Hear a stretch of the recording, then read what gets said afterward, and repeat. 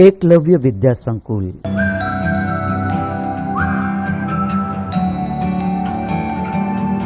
कक्षा 8 विषय हिंदी विषयांक सवाल बालमन के जवाब डॉक्टर कलाम की। इसका साहित्य प्रकार है साक्षात्कार और इसकी शैली है प्रश्नोत्तरी शैली। विद्यार्थी मित्रों, इस पाठ का साहित्य प्रकार है साक्षात्कार। तो साक्षात्कार का अर्थ क्या होता है? साक्षात्कार अर्थात इंटरव्यू। दो व्यक्ति का आमने सामने बैठकर एक दूसरे के साथ वार्तालाप करना अर्थात साक्षात्कार। साक्षात सामने बैठकर बातचीत करने को साक्षात्कार भी कहते हैं, जिसमें ज्यादातर प्रश्न पूछे जाते हैं और उसका उत्तर दिया जाता है। तो यहाँ पर इस पाठ का शीर्षक क्या है? सवाल बालमन के जवाब डॉक्टर कलाम के। मतलब कि सवाल कौन पूछ रहे हैं? विद्यार्थी, बच्चे, और उनका जवाब कौन दे रहे हैं? डॉक्टर कलाम। इसीलिए इस पाठ की शैली है प्रश्नोत्तरी शैली, जिसमें कुछ कक्षा के विद्यार्थी डॉक्टर कलाम से प्रश्न पूछ रहे हैं और डॉक्टर कलाम उन विद्यार्थियों की जिज्ञासा की पूर्ति कर रहे हैं। यह है हमारे भूतपूर्व राष्ट्रपति डॉक्टर एपीजे अब्दुल कलाम। तो विद्यार्थी मित्रों, इस पाठ को आगे पढ़ने से पूर्व हम एपीजे अब्दुल कलाम के जीवन के बारे में महत्वपूर्ण बातें जान लें। एपीजे अब्दुल कलाम, उनका पूरा नाम था अबुल पाकिर जैनुलाब्दीन अब्दुल कलाम। अन्य नाम मिसाइल मैन, मतलब कि अब्दुल कलाम मिसाइल मैन के नाम से भी जाने जाते थे। राष्ट्रीयता भारतीय। व्यवसाय इंजीनियर, वैज्ञानिक, लेखक, प्रोफेसर और एक सफल राजनीतिज्ञ थे। जन्म 15 अक्टूबर 1931। जन्म स्थान धनुषकोडी, रामेश्वरम, तमिलनाडु, भारत। निधन 27 जुलाई 2015। निधन के समय आयु 83 वर्ष। मृत्यु स्थान शिलांग, मेघालय, भारत। प्रसिद्धि का कारण डॉक्टर एपीजे अब्दुल कलाम 2002 से लेकर 2007 तक भारत के राष्ट्रपति बने रहे, यही उनकी प्रसिद्धि का कारण है। पुरस्कार डॉक्टर एपीजे अब्दुल कलाम को पद्म भूषण, पद्म विभूषण और भारत रत्न जैसे महान पुरस्कारों से नवाजा गया था। डॉक्टर कलाम के जीवन की महत्वपूर्ण बातें। डॉक्टर अब्दुल कलाम वह व्यक्ति थे जो पायलट बनना चाहते थे, परंतु पायलट न बनकर मिसाइल मैन बन गए। उनका मानना था कि जीवन में आप जो कुछ भी यदि पाना चाहते हैं तो अपना हौसला बुलंद होना चाहिए। मतलब कि डॉक्टर कलाम पहले क्या बनना चाहते थे? एक पायलट बनना चाहते थे। उन्होंने इंजीनियरिंग भी उसी में की थी, लेकिन बाद में उन्होंने किसकी शोध की? मिसाइल की, और फिर एक साइंटिस्ट यानी कि वैज्ञानिक बन गए। उनका क्या कहना था कि जीवन में आपको अगर कुछ पाना है तो सबसे पहले क्या बुलंद होना चाहिए? आपका हौसला, आपका इरादा बुलंद होना चाहिए, ऐसा डॉक्टर कलाम कहते हैं। उनके परिवार में 5 भाई और 5 बहन थी। उनके पिता ज्यादा पढ़े लिखे नहीं थे। कलाम का बचपन आर्थिक तंगी में बीता था। यानी कि डॉक्टर कलाम के परिवार में 5 भाई और 5 बहनें थी और उनके परिवार में बहुत ही आर्थिक तंगी थी। उनके पिताजी पढ़े लिखे भी नहीं थे, लेकिन फिर भी डॉक्टर कलाम एक सफल वैज्ञानिक और एक सफल राजनीतिक बन पाए। वे पढ़ने के साथ रामेश्वरम के रेलवे स्टेशन और बस स्टेशन पर जाकर समाचार पत्र एकत्र करते थे और उसका वितरण भी करते थे। अर्थात डॉक्टर कलाम बचपन में जब बहुत छोटे थे तभी से रामेश्वरम के रेलवे स्टेशन और बस स्टेशन में जाकर समाचार पत्र एकत्र करते थे और वितरण भी करते थे। आत्मनिर्भर बनने के तरफ यह उनका पहला कदम था। मतलब कि बचपन से ही वो आत्मनिर्भर थे, सेल्फ डिपेंड, अपने आप पर निर्भर रहने की बात उनके मन में बचपन से ही आ गई थी। कलाम की आरंभिक शिक्षा रामेश्वरम में पूरी हुई थी। 2002 में राष्ट्रपति बनने के बाद भी उनके दरवाजे सदा आम जनता के लिए खुले रहते थे। मतलब कि 2002 में वो भारत के राष्ट्रपति बन चुके थे, लेकिन फिर भी आम जनता के बीच में ही वो रहते थे। उनके सारे समस्याओं, उनके प्रश्नों का वो हमेशा ही समाधान करते रहते थे। देश के सर्वोच्च पद यानी 11वें राष्ट्रपति की शपथ लेने के बाद उन्होंने देश के हर वैज्ञानिक का सर गर्व से ऊंचा कर दिया। यानी कि डॉक्टर कलाम राष्ट्रपति बनने से पूर्व क्या थे? मिसाइल मैन, अर्थात एक वैज्ञानिक थे, एक सफल वैज्ञानिक जिन्होंने मिसाइल की शोध की थी। उसके बाद वो भारत के 11वें राष्ट्रपति बने और एक वैज्ञानिक बनने के बाद राष्ट्रपति पद पर पहुंचने पर हर एक भारतीय वैज्ञानिकों का सर उन्होंने गर्व से ऊंचा कर दिया। कलाम को विद्यार्थियों के प्रति विशेष प्रेम था, जिसे देखकर संयुक्त राष्ट्र ने उनके जन्मदिन को विद्यार्थी दिवस के रूप में मनाने का निर्णय किया। डॉक्टर कलाम को विद्यार्थी बहुत ही प्रिय थे। पहले से ही वो राष्ट्रपति बने तब भी वो कई स्कूलों में, कई पाठशालाओं में जाते थे, बच्चों के बीच रहते थे, उनको प्रश्न पूछते थे, उनके प्रश्नों का समाधान करते थे। अर्थात उनके जन्मदिन को कौन से दिन के रूप में मनाया जाता है? विद्यार्थी दिवस के रूप में मनाया जाता है। मिसाइल मैन के नाम से जाने वाले अब्दुल कलाम भारतीय मिसाइल प्रोग्राम के जनक कहे जाते थे। मतलब कि भारत के मिसाइल प्रोग्राम के वो जनक थे, जनक अर्थात पिता थे। तो यह थी डॉक्टर कलाम के जीवन की महत्वपूर्ण बातें जो हर एक विद्यार्थी को अपने जीवन में उतारनी चाहिए।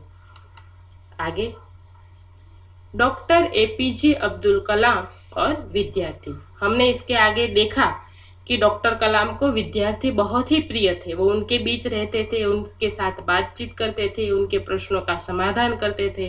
तो यहाँ पर जो तस्वीर है वहाँ पर हम देख सकते हैं कि किस प्रकार डॉक्टर कलाम बच्चों के बीच है, विद्यार्थियों के बीच वो रहते थे। तो यहाँ पर भी हम विद्यार्थी और डॉक्टर कलाम के प्रश्नों के बारे में ही देखेंगे। इसके आगे यहाँ पर देखो, डॉक्टर कलाम का विद्यार्थियों के साथ साक्षात्कार।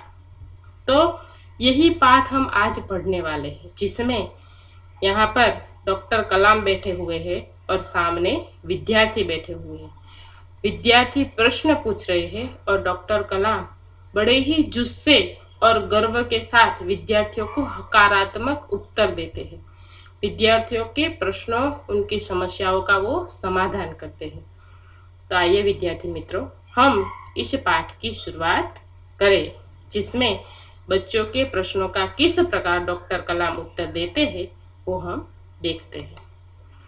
तो सबसे पहला प्रश्नकर्ता आर अरविंद, कक्षा 3, सेंट मेड्स स्कूल, चेन्नई। पहला जो प्रश्नकर्ता है उसका नाम क्या है? अरविंद, और वो कौन सी कक्षा का है? तीसरी कक्षा का है। वो क्या प्रश्न पूछता है? देखो, क्या आप अपने बचपन की कोई यादगार घटना हमें सुना सकते हैं? मतलब कि वो विद्यार्थी अरविंद डॉक्टर कलाम से प्रश्न पूछता है कि आप अपने बचपन की कोई भी यादगार घटना हमें सुनाइए। तो डॉक्टर कलाम क्या उत्तर देते हैं, सुनो। कक्षा 5वीं के मेरे शिक्षक श्री सुब्रमण्य अय्यर की एक बात मुझे याद है। एक दिन कक्षा में वे हमें यह बात बता रहे थे कि कोई पक्षी कैसे उड़ता है। उन्होंने हमें रामेश्वरम के समुद्र तट पर ले जाकर इसका जीवंत उदाहरण दिया।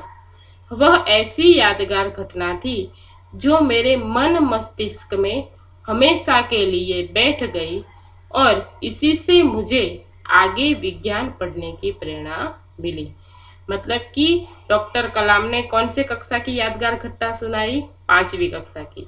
मतलब कि डॉक्टर कलाम जब 5वीं कक्षा में पढ़ रहे थे तब उनके एक शिक्षक थे जिसका नाम था शिव सुब्रमण्यम अय्यर, और वो कौन सा पाठ पढ़ा रहे थे कि वो कक्षा में वो पढ़ाना चाहते थे कि कोई भी पक्षी कैसे उड़ता है, मतलब ये पक्षी कैसे उड़ान भरते हैं, उस विषय में वो पढ़ाना चाहते थे। और वो पढ़ाने के लिए वो सभी विद्यार्थियों को कहाँ ले गए? रामेश्वरम के समुद्र तट पर, और फिर उड़ते हुए पक्षी को दिखाकर उसका जीवंत उदाहरण दिया कि देखो पक्षी इस प्रकार उड़ते हैं। और फिर डॉक्टर कलाम क्या कहते हैं कि यह मेरे जीवन की ऐसी यादगार घटना है जो डॉक्टर कलाम के मन और मस्तिष्क में बैठ गई, और फिर उन्होंने मन में यह सोचा कि एक पक्षी इस प्रकार उड़ान भर सकता है तो क्या कोई यंत्र उड़ान नहीं भर सकता? और उसी के माध्यम से उन्हें विज्ञान पढ़ने की प्रेरणा मिली और उन्होंने किसकी शोध की? मिसाइल की शोध की, जो क्या करती है? उड़ान करती है।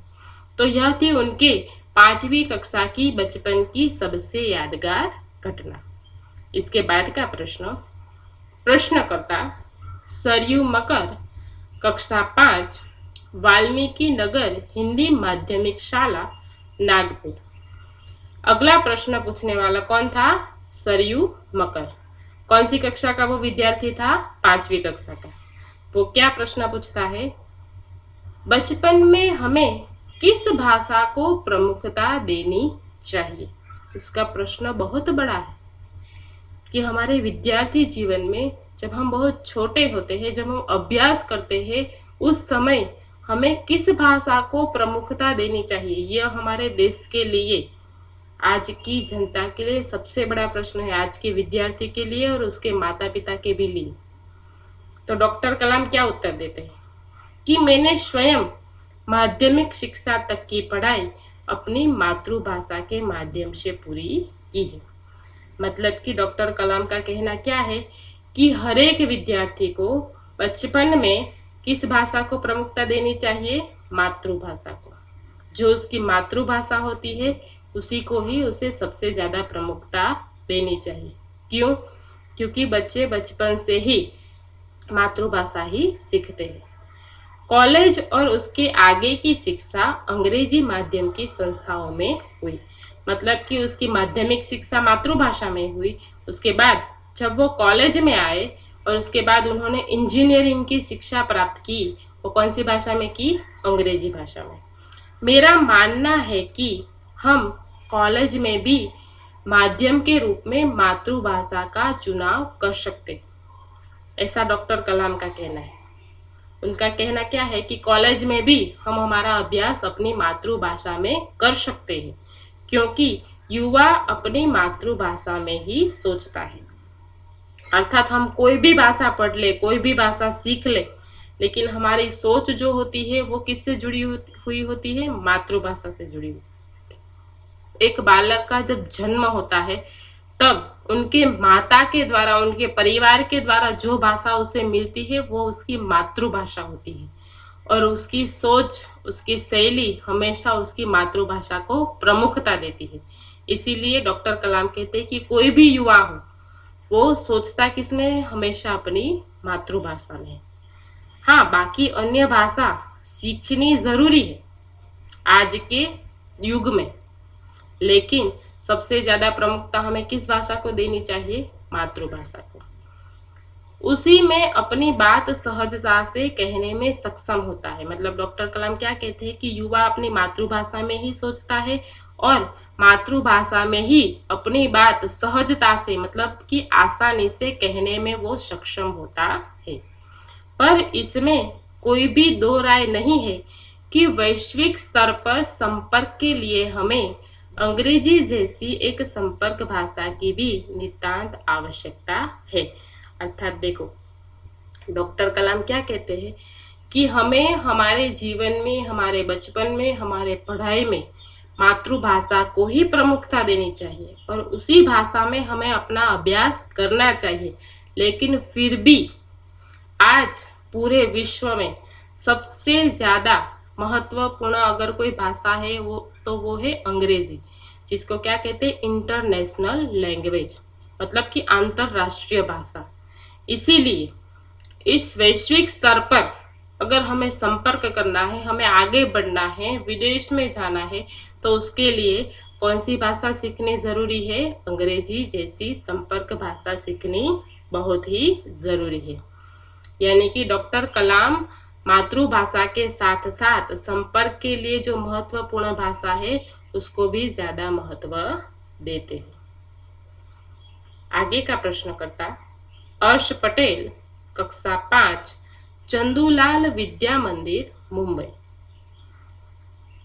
आगे का जो प्रश्नकर्ता है उसका नाम है अर्श पटेल और वो भी 5वीं कक्षा का ही विद्यार्थी है, जो डॉक्टर कलाम से क्या प्रश्न पूछता है कि यदि हम आपकी तरह बनना चाहे तो हमें क्या करना चाहिए। देखो, 5वीं कक्षा का एक विद्यार्थी डॉक्टर कलाम से क्या प्रश्न पूछता है कि हमें भी आपकी तरह एक सफल वैज्ञानिक, एक सफल राजनीतिज्ञ, एक सफल प्रोफेसर बनना है तो हमें क्या करना चाहिए, किस प्रकार हमें मेहनत करनी चाहिए। तो उसका डॉक्टर कलाम बहुत ही अच्छा उत्तर देते हैं। सुनो, जब आप युवा अवस्था में कदम रखें तभी आपको अपने जीवन में लक्ष्य निर्धारित कर लेना चाहिए। सबसे बड़ी बात कि जब भी कोई भी विद्यार्थी अपनी युवा अवस्था में कदम रखे, यानी कि 18 साल के बाद जब वो अपनी कॉलेज की पढ़ाई करे, तब उनके जीवन का लक्ष्य निर्धारित होना चाहिए। मतलब कि उसे क्या बनना है वो उसे निश्चित कर लेना चाहिए कि वो भविष्य में क्या बनना चाहता है। हमेशा कुछ बड़ा सोचो। डॉक्टर कलाम का क्या कहना है कि जितनी बड़ी सोच होगी, जितने ऊंचे विचार होंगे, उतना ही ऊंचा रास्ता होगा और उतनी ही ज्यादा हमारी मेहनत होगी। मतलब कि कभी भी नकारात्मक, नेगेटिव मत सोचो, हमेशा हकारात्मक, सकारात्मक बातें सोचो और आगे का सोचो, आगे बढ़ने के बारे में। जैसे ही यह अनुभूति हो कि आप आखिर बनना क्या चाहते हैं, तभी से उस दिशा में प्रयास और श्रम प्रारंभ कर दो। मतलब कि डॉक्टर कलाम कहते हैं कि जब तुम्हें यह अनुभव हो जाए कि मुझे क्या बनना है, जैसे कि आपको ऐसा अनुभव हो कि मुझे इंजीनियर बनना है, आपने मन ही मन यह निश्चय कर लिया कि मुझे इंजीनियर बनना है या फिर डॉक्टर बनना है या फिर कोई साइंटिस्ट बनना है, कोई भी बनना हो, कोई भी आपका सपना हो, लेकिन मन में जब यह अनुभव हो जाए कि आपको आखिर बनना यही है, तभी से उस दिशा में प्रयास और श्रम प्रारंभ कर ले। हमने अगर ये निश्चय कर लिया कि हमें डॉक्टर बनना है तो तभी से हमारी मेहनत उसी दिशा में होनी चाहिए। सतत हमें परिश्रम करना चाहिए जो हमें एक सफल डॉक्टर बनाए। कहने का अर्थ है कि जी तोड़ मेहनत करो। मतलब कि डॉक्टर कलाम भी कहते हैं कि अगर कुछ पाना है तो क्या करना चाहिए, तन तोड़, जी तोड़ मेहनत करनी चाहिए। मतलब कि परिश्रम और मेहनत के बिना कुछ भी नहीं मिलता, ऐसा डॉक्टर कलाम का कहना है। आजकल विद्यार्थी सपने बहुत बड़े बड़े देखते हैं कि हम डॉक्टर बनेंगे, इंजीनियर बनेंगे, लेकिन उसके लिए मेहनत भी उतनी ही जरूरी है। सिर्फ सपने देखने से कुछ नहीं होता। डॉक्टर कलाम कहते हैं कि अगर आपको यह अनुभूति हो जाए कि आपको कुछ बनना है तो उसी दिन से उस दिशा में श्रम और प्रयास करना आरंभ कर दे और जी तोड़ मेहनत करें। ज्यों ज्यों आप आगे की और बढ़ोगे, आपका सामना बाधाओं तथा कठिनाइयों से होगा। सपना भी देख लिया, मेहनत करनी भी शुरू कर दी, लेकिन जैसे जैसे आप आगे बढ़ोगे वैसे वैसे रास्ते में कई सारी बाधाएं, समस्याएं, कठिनाइयां आएगी और जिसका हमें बड़ी हिम्मत के साथ क्या करना है, सामना करना है। हमें हारना नहीं है। ऐसा डॉक्टर कलाम कहते हैं कि आपको अगर कुछ पाना है, टोच पर पहुंचना है, तो रास्ते में बहुत सारी बाधाएं आती है, बहुत सारी कठिनाई आती है, लेकिन उन सारी कठिनाइयों का हमें क्या करना है, सामना करना है, ऐसा डॉक्टर कलाम कहते हैं। आपको अपने अंदर दृढ़ साहस पैदा करना होगा। वो साहस किसके लिए? उन कठिनाइयों का सामना करने के लिए। इसीलिए डॉक्टर कलाम कहते हैं कि बहुत सारी मुश्किलें आएगी, लेकिन उस मुश्किलों का सामना करने के लिए आपको अपने अंदर हिम्मत पैदा करनी होगी। समस्याओं को पराजित करने में महारत हासिल करनी होगी। मतलब कि जो समस्या है, जो कठिनाई है, उसको अगर पराजित करना है तो हमें क्या हासिल करनी होगी? महारत हासिल करनी होगी। महारत हासिल करना, उसका अर्थ क्या होता है? एक मुहावरा है जिसका अर्थ होता है कि हौसला प्राप्त करना। महारत हासिल करनी मतलब सिद्धि प्राप्त करना, तभी जीवन में सफल हो पाओगे। मतलब कि समस्याओं को पराजित करने के लिए हमें हौसला पाना है, हमारे अंदर कला हासिल करनी है, और तभी हम हमारे जीवन में क्या हो जाएंगे? सफल हो जाएंगे। पहले यह जरूरी है कि आप निरंतर ज्ञान अर्जित करो।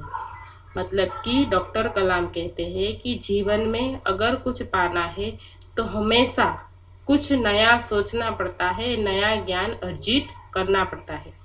हम एक मोबाइल लेते हैं, बराबर, अच्छा सा एक एंड्रॉयड फ़ोन आपने अगर खरीदा तो उस फ़ोन में भी कुछ समय के पश्चात अपडेट का ऑप्शन आता है। क्यों आता है? क्योंकि उस मोबाइल में भी दिन प्रतिदिन नए अपडेशन होते ही रहते हैं, तो उसको हम स्वीकार करते हैं और हमारे मोबाइल को क्या करते रहते हैं? हमेशा हम अपडेट करते रहते हैं, नए वर्जन को अपडेट करते हैं, नई ऐप को अपडेट करते हैं।